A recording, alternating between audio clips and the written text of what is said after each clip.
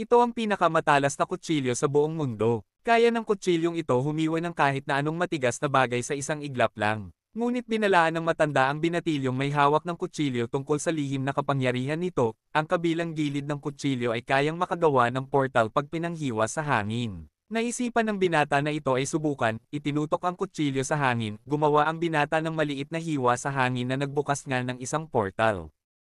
At bigla silang napunta sa Brawl Pit Bulusan, kung saan ginaganap ang mga malupitang Pinoy Pro Wrestling shows.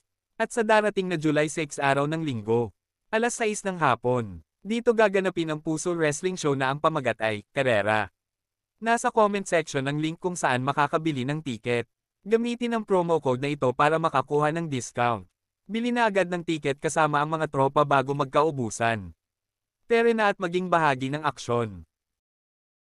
Ito ang pinakamatalas na kutsilyo sa buong mundo. Kaya ng kutsilyong ito humiwa ng kahit na anong matigas na bagay sa isang iglap lang. Ngunit binalaan ng matanda ang binatilyong may hawak ng kutsilyo tungkol sa lihim na kapangyarihan nito, ang kabilang gilid ng kutsilyo ay kayang makagawa ng portal pag pinanghiwa sa hangin. Naisipan ng binata na ito ay subukan, itinutok ang kutsilyo sa hangin, gumawa ang binata ng maliit na hiwa sa hangin na nagbukas nga ng isang portal.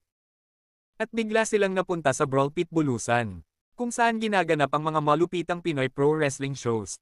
At sa darating na July 6 araw ng linggo, alas 6 ng hapon, dito gaganapin ang Puso Wrestling Show na ang pamagat ay, Karera. Nasa comment section ang link kung saan makakabili ng tiket. Gamitin ang promo code na ito para makakuha ng discount. Bili na agad ng tiket kasama ang mga tropa bago magkaubusan. Tere na at maging bahagi ng aksyon.